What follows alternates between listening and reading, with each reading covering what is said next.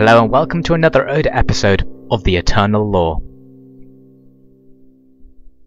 In the last Oda episode we saw General Kiyonori's army at Wakasa attacked by a huge Ikko Ikki force. Cut off from reinforcement, they were forced to fight to the death. Almost every combatant involved in the battle died, however the castle remained in the hands of the Oda administration in the end. Following this, Nobunaga's army, positioned to ambush on the road to Mino, was discovered by a Hattori force which had a huge body of ninjas in its ranks. This army attacked the Oda force but was defeated by a number of formational tricks used to outmaneuver the enemy force and gradually wear them down. Following this, another huge Ikko Ikki army marched on the depleted garrison at Wakasa. Will they stand up to it? Let's find out. It brings a terrible sadness to leave Shinano. The people here have grown used to our presence and grateful for our men-at-arms. They help us, we help them, and the valley has become strong as a result. I fear that as we leave to do our part in the maelstrom of war raging to the west, that our rivals will see these poor Kiso people as easy prey. I have left the body of Oda men to aid the local troops, but I fear that the next time I step into this beautiful valley, it shall be with a drawn sword.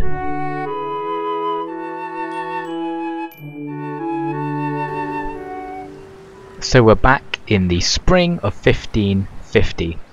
We can see the Oda forces are still positioned similarly to how they were in the last Oda episode, with Nobunaga's force, newly victorious, still waiting in the forest west of Mino.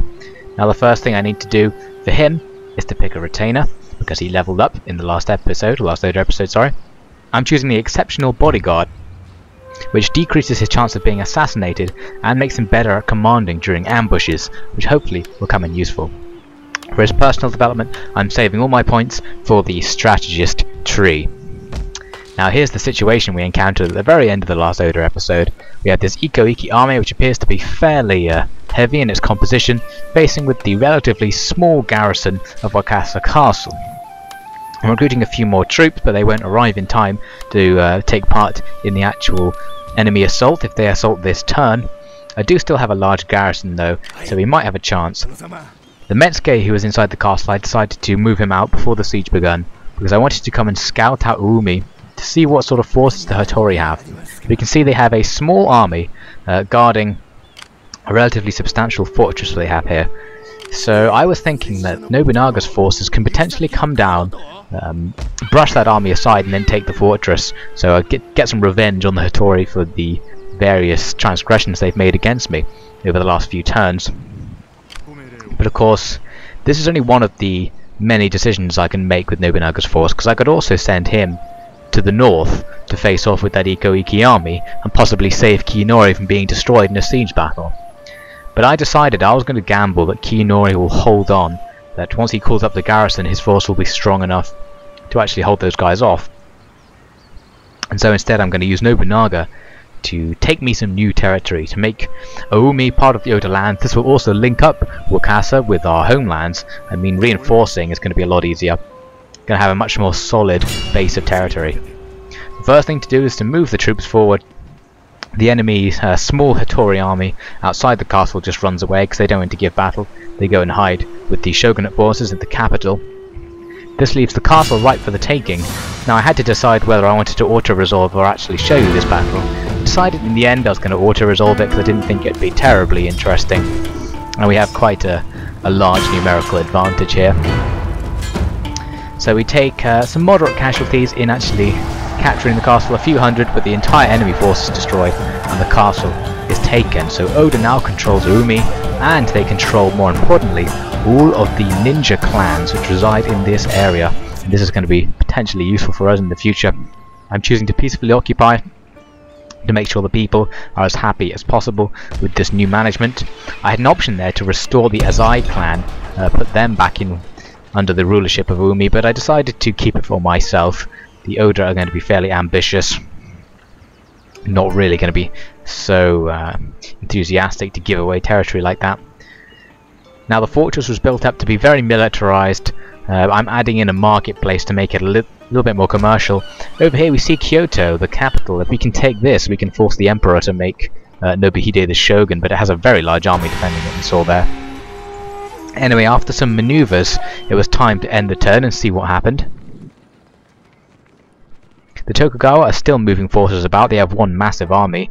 I'm not sure what they're intending to do with it there. It's just camped out in the fields. Suddenly this happened. This was a surprise. The Hattori Navy, which they've been gradually building up inside the siege I had around their ports, decided to come out and attack me, and it's actually stronger than my forces I have as the sieging screen. I don't have the option to retreat for some reason. I have to fight it. So I thought, well, let's give it a go. I'm not very good at naval battles, but it'll be interesting to show you guys the first naval battle of this series. Let's see what happens. I saw my share of blood today. Boats of the Hattori sailed out and set upon us with arrows. The naval commander forced our crew to fight with them, and fight we did. When I brought this sword back at port, I never thought I'd have to use it, but now the heads of 2 Hattori men lie on the seabed because of it. Many of our crew are dead too.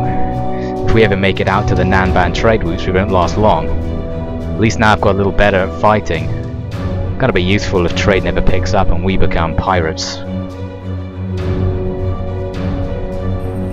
So here we are in the Bay of Owari, with the Oda's very small naval fleet in position to face these Hattori attackers. Here we have the trade ship.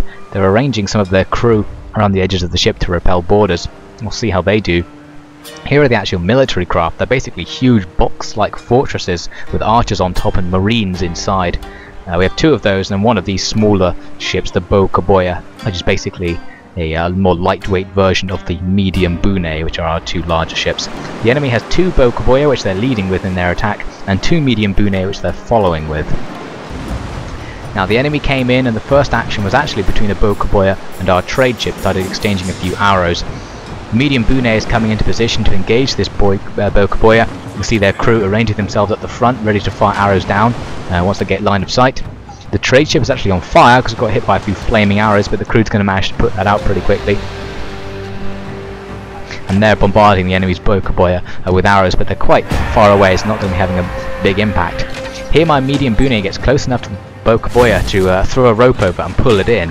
And now the Bokaboya is in trouble because the whole crew of the Bune is going to jump down on top of them and start slaughtering them on the deck. The medium Bune contains many katana samurai to act as marines who will be jumping in and be able to take out all of the archers on the deck of the Bokaboya with relative ease. Elsewhere, the enemy's 2 medium Bune started doing a huge flanking maneuver, and I just kind of screened them with my ship so they wouldn't be able to save their Bokaboya. Meanwhile, my trade ship is slowly flanking around to the enemy's rear. Here you can see the enemy Bokaboya has surrendered, the last surviving crew are allowed to live, and my crew return to the Bune. So now I was exchanging a few arrows between my medium Bune and theirs, but things didn't really occur until this moment in the battle. There was a lot of maneuvers, and eventually sort of came into a line with 2 lines of ships facing off against each other, and suddenly the enemy used their battle speed ability, which increases the speed of their ships, and started coming right at me all of a sudden in a huge line. My Bokaboya unleashes a volley of flaming arrows into the central enemy ship, setting it ablaze, but I think the enemy are going to be able to put it out before it does too much damage. My objective was to engage the 2 enemy Bune with my Bune, and have my Bokaboya and trade ship gang up on the enemy's remaining Bokaboya. Here you can see the 2 medium Bune are closing in. There's a rope between them. They're going to pull together and start engaging in hand-to-hand fighting. Back over here you can see my trade ship is getting too close to this Bokaboya, and actually they've been roped together, so they're going to start fighting hand-to-hand. Get a message, that's because the ship containing my general is now in hand-to-hand fighting, which is a little bit dangerous. Here they are. Now the crew of my Bune use their war cry ability, which demoralizes the enemy troops and reduces their combat abilities, so we're not going to do too badly in this engagement actually. I have my other Bune providing archer support. However, you can see here the enemy crew actually refuses to fight. They jump back onto their own ship after having boarded us, but we're going to counterboard them immediately afterwards, so the boarding action continues. Over here an enemy Bokaboya has been boarded by the crew of the trade ship, so these traders absolutely annihilated the crew of this Bokaboya. Very good for them, and they're jumping back to the trade ship after the enemy surrendered. My Bokaboya is still providing supporting fire sort of outside the boarding action going on between the Bunes, gradually filling the enemy ships with arrows, killing a few of the guys inside and more of the people on top. So now you can see The two enemy bune are lining up side by side, and they've sandwiched themselves between my bune, and they're all going to basically descend into hand-to-hand fighting here. The enemy are really enthusiastic to get on here. They throw tons of ropes, drag themselves together, and so a huge melee ensues on the decks of these ships. Now I'm using my bow kaboya to flank the enemy ships, both to reduce their morale because of the formation being to their disadvantage, and I was hoping that they would shoot flaming arrows into support, but actually ended up hitting my own ships. Not very good from those guys. Anyway, eventually both of the enemy ships surrendered. My ships lost quite a lot of their crew in the process. They were kind of even fights, but because I was surrounding them and had archers providing supporting fire, they actually decided to just stop fighting, and so as a result it was a decisive victory for the Oda. So it's the first naval victory. You can see one of my medium bune has actually lost so much of its crew that it counts as being destroyed, but we captured all of the enemy ships, you can see at the bottom here. So if I take them back to port and recrew them, I'm actually going to be able to use them in my own navy, so that's good. Now an Ikko Ikki monk is seen moving south into the newly captured province of Umi, and he seems to be communicating with one of my Metsuke, attempting to convert him to the Ikko Ikki religion, no doubt, but I do not believe he succeeds in this particular case. And now, as expected, the Ikko Ikki force marches forward on Wakasa, and Kinori faces another siege battle, fighting to the death, this time with a force much smaller than the enemy force, although the enemy force does appear to be more lightweight this time. It doesn't have quite so many heavy infantry, and we do have a lot of archers, so we're going to have to see what we can do with this. Let's head into the battle. My Lord Nobunaga, the scouting report is as follows. At the Shogunal Palace there are several thousand samurai at guard, and more are suspected to be hidden around the capital. We encountered more ninja clans to the south who remained loyal to the Hattori. From the roads to the east and north there have been reports of Ikko teachers visiting taverns and post stations. Finally, General Kiyonori reports that Wakasa is under attack from Ikko forces and that he shall hold until relieved. So overall it is regretfully the case that bad news has been brought from all four directions, my lord. So here we are, the same battlefield as we fought on in the last Oda episode. The castle must be defended once again. This time the enemy focused most of their attack on the west side, but I had to have a few troops out here to the east, because you can see they have a detachment consisting of these light sword troops and some Yari samurai coming up from the far east. And mainly I'm going to be moving my troops across to the west side of the castle and the kind of west central area to defend against the enemy's main assault. They have one group approaching the approximate centre with some heavy infantry and some light spear infantry there. And out on the west they have their main force. Here they have a whole load of archers and their warrior monks as well, their elite units, as well as all of their general and general's bodyguards and a few cav. They have some more cav out here on their extreme left flank. Oh, and a few light Naginata samurai as well. So this army is going to gradually march up to the walls. The first enemy unit to arrive was the enemy horsemen, who decided to rush in and try and do a quick assault on this corner. However, they took a lot of arrows on the way in, so those that survive going up the wall aren't going to last particularly long, especially because now their horses are going to scatter under the arrow fire, so even if they wanted to, they can't go back and ride away.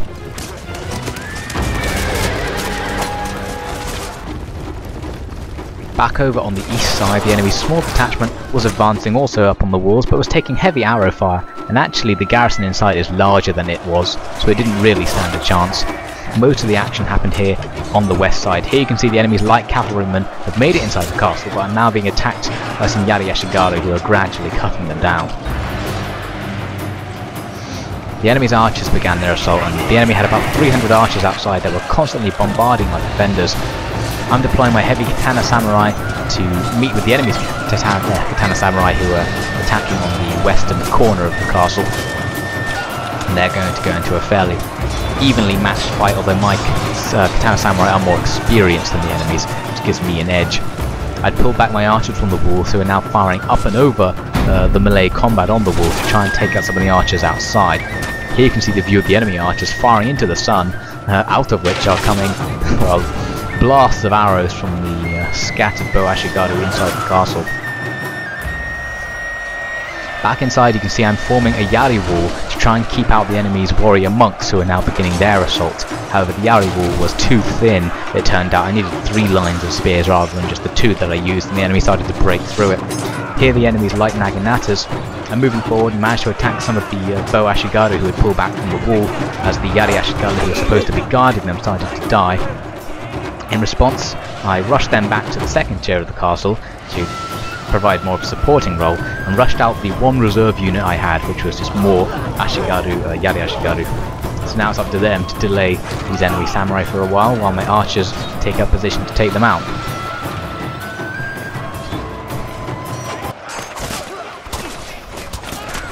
You can see now that the archers are in position and are starting to unload on these enemy samurai from the second tier. The arrows coming down, slicing the enemy troops apart and smashing through their armour. So it worked particularly well, just like it did in the last siege battle taking place at this castle.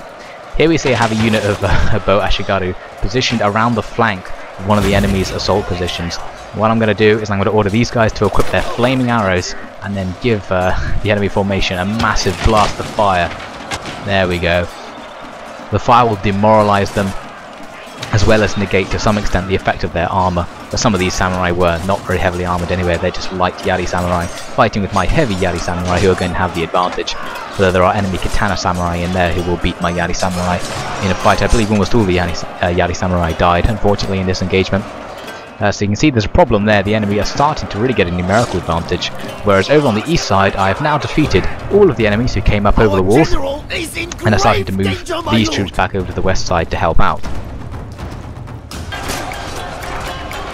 On said west side things are starting to go bad, the enemy are really cutting through my troops. The enemy general is now up on the wall and is coming to engage with my katana samurai. Katana samurai are fairly well matched against the general's bodyguard, so it's not so much of a problem. Plus the enemy general's bodyguard is going to be taking arrow fire.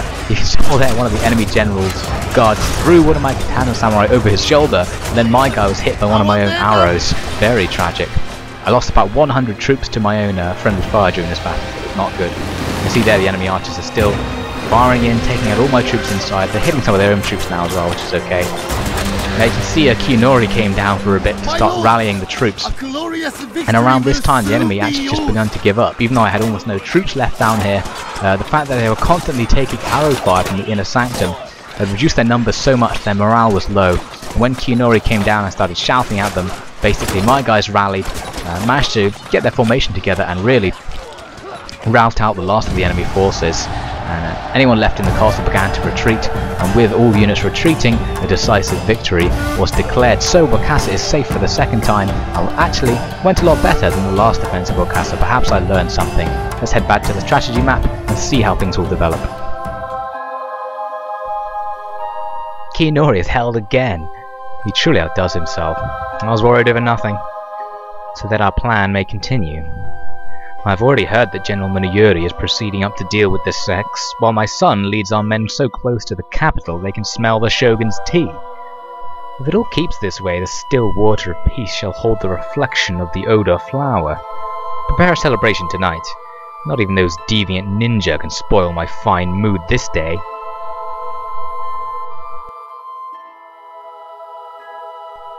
So now we're checking out the results from the siege battle we just saw. We can see that we've taken quite heavy casualties, but they were mainly in the garrison units, and garrison units can be replenished for free, whilst the rest of the army, although having taken just under 50% casualties, is still intact.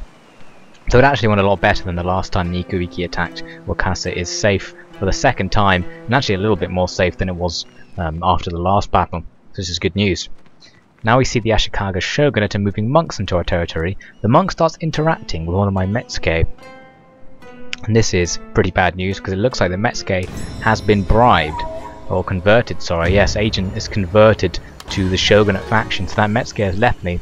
You get a message saying there's a worthy bride for Nobunaga has presented herself. She's a greedy wife, apparently. But this means your men have more morale for some reason. So I thought, you know, I'm going to let them marry. This seems like a good idea. So I condone the marriage. Another notification says it's time to set some sort of martial priority, it says at the top. Basically, we can choose a bonus. Either have added attack stats for our troops or added defense stats. and I decided to go for defense stats because at the moment the longevity of my troops is a bit more important than the longevity of my enemies, so I wanted to just try and keep more troops alive per battle by adding to that defense.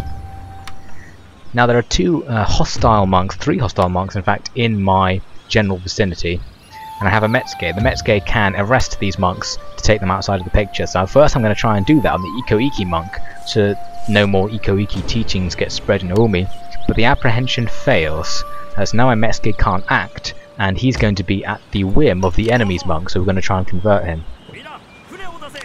The ships which you've captured during that end turn sequence, I moved back to port and spent a whole load of money repairing them, so once that's done, we'll have a very sizable fleet available. Back up in Wakasa, I'm taking Kiyonori's force out of the castle and attacking the stragglers of that Ikko Ikki army, just to give Kiyonori some extra experience and to get rid of them in case they won't cause us any hassle. They'll prevent them from regrouping with any Ikko Ikki armies that I can't see, which in fact, there we go, there was one. Who I now can see. It's only small though, it's led by a general, a small detachment of cavalry and light troops. I was tempted to attack it, but I decided that there could be an ambushing force behind it, so I didn't want to move in so hastily. I was also worried about down here, because we can't really see what's going on all these forests, and there's a Hattori stronghold to the south which I have no information on, which means I didn't really know what to do with Muneyori's force. I could either send him south to protect against potential attacks, or send him north to deal with the Ikko Ikki, who I know have their stronghold up there. You can see I've already chosen to go for the north option, moving Muneyori to an ambush point at the roads to stop any more Ikko Ikki incursions. However, that turns out perhaps to be the wrong decision, because a Hattori army appears from that dark forest and starts attacking our farmlands. So now Nobunaga's going to have to try and deal with that without simultaneously making the castle vulnerable to attack. This small group of highly trained ninja can kill a man and be safely home before anyone even realizes they were there. So at Aoumi I've recruited some Kisho ninja, or battlefield ninja. These are ninjas specifically trained to fight alongside military forces. Also, my Metsuke has died. It said it was a suspicious death, and I'm thinking that the Hattori may have used some of their remaining ninja to kill my Metsuke in this region. Very bad news. I'm going to have to recruit another one. And I'm also going to have to deal with this enemy force, which is now in a position, if it wants to go and attack Owari. So Nobunaga needs to double back and deal with that. So I'm doing so here. I have a lot of reinforcements in the castle here to put into his army, so I decided to do this, basically give Nobunaga a very large force, because he's fighting so near the castle that even if an enemy was to appear in the near future, Nobunaga can easily come back and defend the castle, so I didn't feel too bad about bringing all the troops out. However, you'll see what happens when I actually make the attack.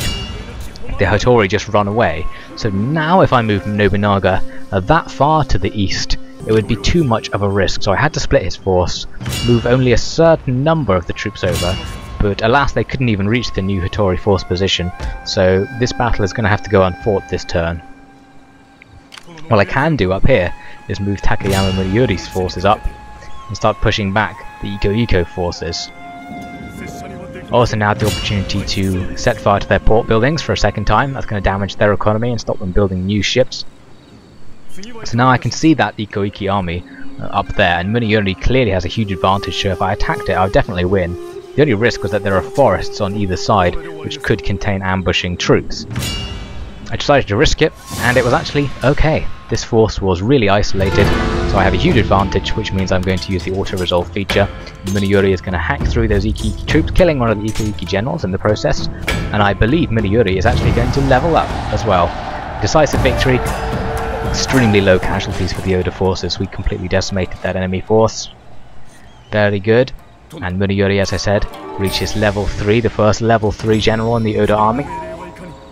Now I should have leveled him up right now, but I was actually very enthusiastic about taking this fortress because I noticed that Echigo has no standing army, it only has a garrison defending it.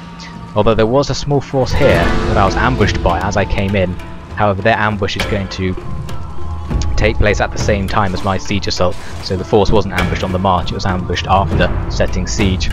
Which means we're going to be able to do a siege assault right now and capture this castle. Let's get started. I'll say now that the second half of this battle is going to be in the next episode, because this battle took me about 40 minutes, and we'll see why as it goes along. So here we are in the lovely lands of Echigo, and as we move up the hill here, we see Oda's central army component. This had about a third of my total troops moving up right towards the enemy castle, towards their walls, moving into the enemy's kill zone where the archers were positioned. However, I'm not actually going to trigger their attack, I'm just moving up to try and distract them for a while.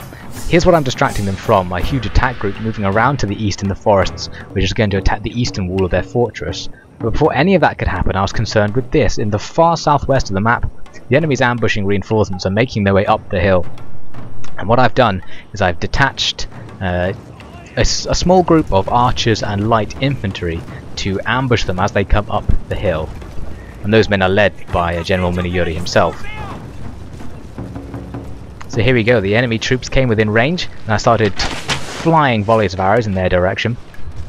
They didn't seem hugely concerned by this, they didn't adjust their formation at all to make it easier to get up the hill under arrow fire. They just kept strolling up, taking arrows like men. Brutal. They're not fussed. So slightly up the hill from their position I have a whole bunch of troops in ambush in the trees. And those troops eventually broke out once they got a bit higher and started attacking the enemy units. Now I have something like 5 regiments here, the enemy only has 2, plus I have my own general, so you can tell this battle didn't last very long. The enemy are in huge trouble at the moment. Moving in my lone swords here to counter the enemy's Naginata Ashigaru. The enemy troops should be weak against mine in this engagement, so I'm going to defeat them extra quickly. And here we go, just a few seconds later actually, the whole enemy force broke formation and then was destroyed in an attempt to get out of this encirclement that the Oda forces had set up. And so the Ikko Ikki no longer have any reinforcements outside the castle to rely on. So now I began to actually surround the castle. I'm moving, my hidden detachment rushed up to the walls, and I thought the enemy might respond to this, but actually they didn't really. They were content to defend the central area of the castle against my supposed initial assault which I was about to begin, or at least I looked like I was about to begin. So my plan of distracting these guys with this group here was working perfectly well. At the same time I had archers up on this cliff face. I was hoping to get into a position to fire up over the enemy walls. However, when I got close, you can see a pile of bodies on the floor here.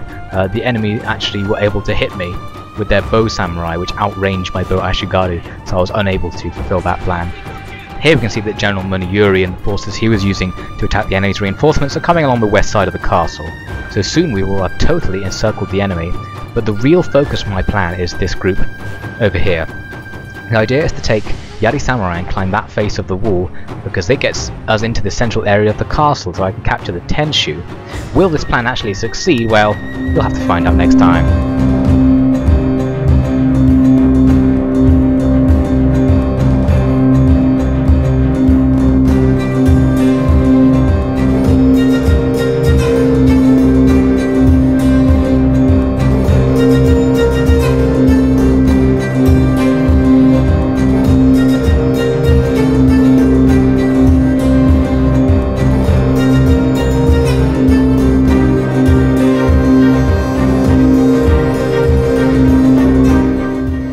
That's all for this week. Join me next time to see how Takeda Shingen defeats Kenshin Uesugi in a most unusual way. That's next time on The Eternal Law.